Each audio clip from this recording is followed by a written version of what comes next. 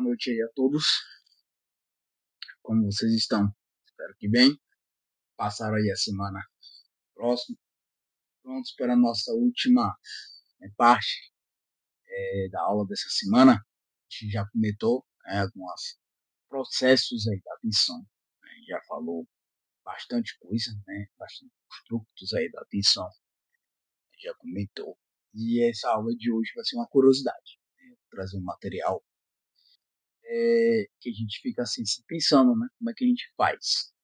A gente tem os transtornos, a gente tem as dificuldades, as limitações, as alterações da atenção, mas a gente não tem aí como é que a gente avalia, como é que a gente pode estar avaliando as alterações da consciência, as alterações da atenção, as alterações de outras da memória, de outras funções executivas aí, as funções elementares aí que a gente traz aqui para vocês, certo? Mas, para quem não me conhece aí, meu nome é Matheus, sou psicólogo, estou gravando esses vídeos no intuito de ensinar vocês de como a gente trabalha, de como a psicoterapia, dentro da linha da abordagem, da terapia cognitivo-comportamental, a gente trabalha, como funciona esse processo aí. E agora, alguns vídeos aí sobre a psicopatologia, dando introdução à psicopatologia, dando introdução aí a alguns temas essenciais aí, para a gente começar a trabalhar com os transtornos dentro da terapia cognitivo-comportamental, certo?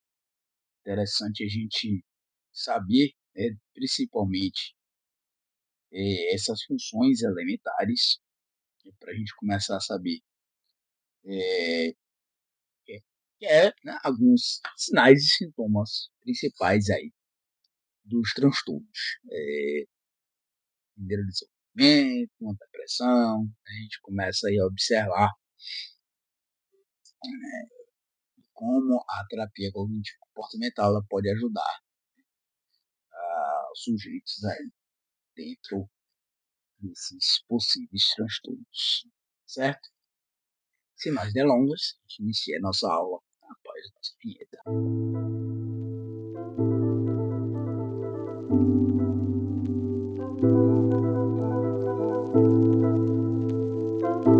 Pois bem, a gente começa a nossa última parte da aula falando um pouquinho, como a gente já comentou aí na introdução, sobre a semiotécnica da atenção. O que é a semiotécnica? É o processo de avaliação do processo atencional, utilizando alguns testes. Tá? Tem vários testes. A gente só vai comentar de alguns aqui, que é o mais utilizado, que é o Continuous Performance Tests. O que isso quer dizer? Os Continuous Performance Tests, em português, traduzido como teste de desempenho contínuo, são constituídos por um grupo de paradigmas cognitivos. São apresentados de uma forma de testes psicológicos, cujo objetivo geral é a avaliação da atenção. Trata-se de uma das medidas mais utilizadas para avaliar a atenção sustentada e o nível de alerta. O paradigma desse teste inclui, além da atenção sustentada, a atenção seletiva e o nível de alerta das respostas a estímulos que ocorrem de forma infrequente.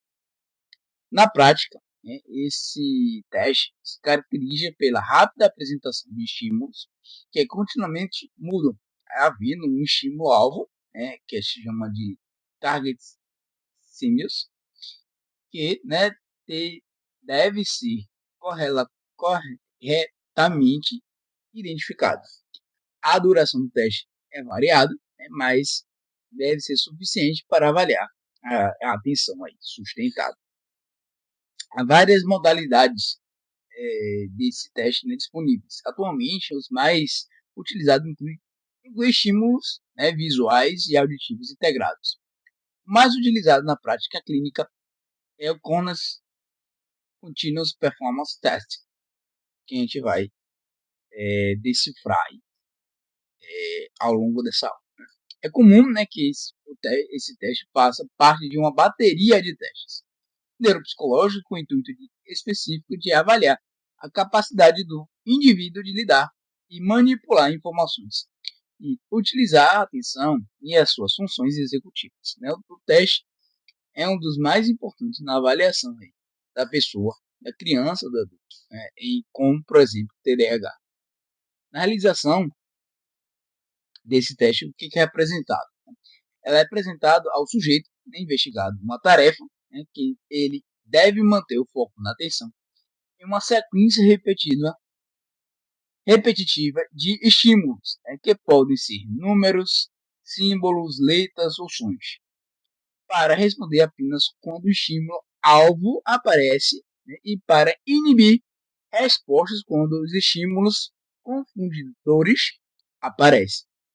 Os scores finais desse set variam, né, de teste para teste, havendo 4 scores principais.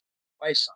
As detecções corretas, tempo de reação, erros por omissão e, por fim, né, os erros aí por omissão.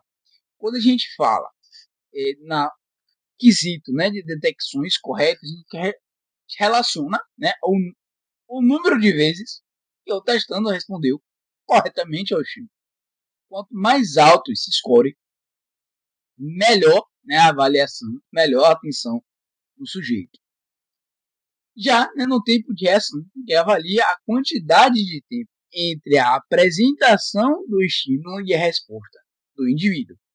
Por fim, né, nos erros por omissão e por comissão, ele significa que na omissão ele indica o número de vezes que o estímulo foi apresentado, mas o testando não respondeu, geralmente clicando no mouse. Muitos erros desse tipo indicam alta distrabilidade do sujeito.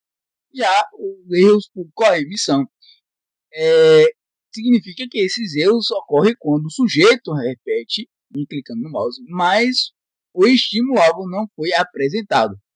E sim, né, um outro estímulo. Tempo de reação rápido e muitas respostas de coemissão da parte testando podem indicar impulsividade no processo atencional e nas capacidades de controle executivo. Aqui eu trago outros testes de atenção, tem testes de dígitos, né, ou outras baterias, né, e Skiwask, né, várias outras formas, né, de você, vários outros testes, né, para avaliar, né, a atenção.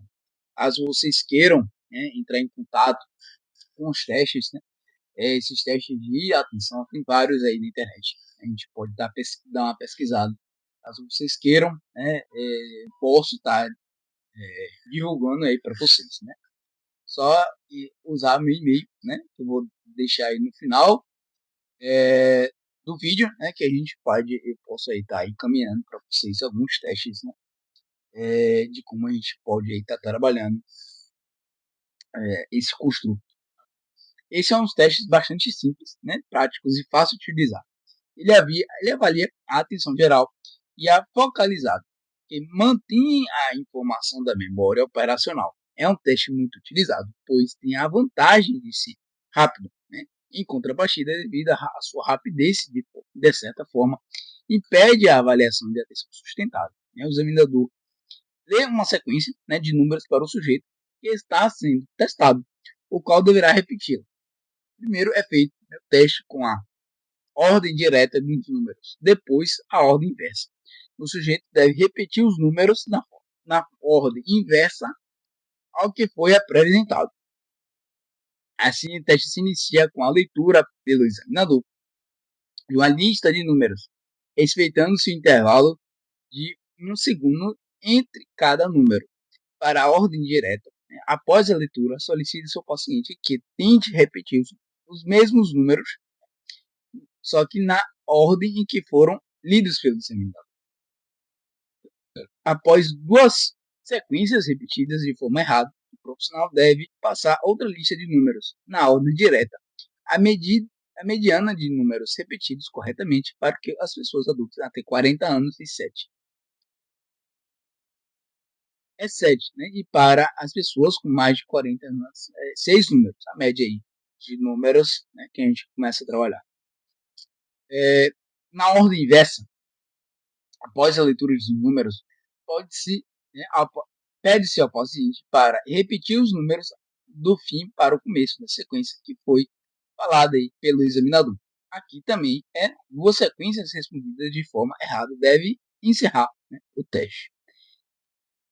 A ordem inversa, a mediana de números repetidos corretamente para a pessoa adulta de até 30 anos é 5. E para as pessoas com mais de 30 anos, tem 4 números. Valores abaixo de mediana indicam dificuldades atencionais, que serão mais graves quando menor o número repetido de repetições corretas. O teste na ordem direta avalia a atenção geral e a concentração. Já o teste de ordem inversa implica também na avaliação da memória, aí tipo de memória e memória de trabalho. Na prática clínica, para a avaliação de atenção, é recomendado aplicar uma bateria de testes que avalie os vários tipos de atenção, como BPA, ou um conjunto de medidas de atenção dos testes Wechsler. Caso não se disponha desses recursos, uma avaliação mínima, né, de atenção deveria incluir, por exemplo, o teste de dígitos, a atenção geral e focalizada, e o teste aí de códigos, atenção sustentada, atenção alternada e atenção seletiva. E a gente encerra, né, o nosso construto da atenção aqui. Em nossa próxima aula a gente vai trazer mais dois funções, né, elementares aí. Né? Uma delas vai ser a orientação, a gente vai começar um pouquinho. Qualquer dúvida, qualquer sugestão, qualquer problema, se vocês quiserem também que eu traga alguns testes da atenção, né, os testes que podem ser trabalhados aí, a atenção, pode utilizar o meu e-mail, mande lá um e-mail que eu vou estar respondendo, né, eu estou aí à disposição para ajudá-los da melhor forma possível, certo? Mas espero que tenha ajudado vocês, né, tenham gostado dessa aula, né, desse processo aí da atenção. Espero que tenha ajudado vocês, tenham entendido no processo. Um bom estudo, uma boa semana, um bom final de semana. E a gente se encontra aí na semana que vem com a aula sobre a orientação. Certo? Uma boa semana e a gente se vê na próxima. Fui.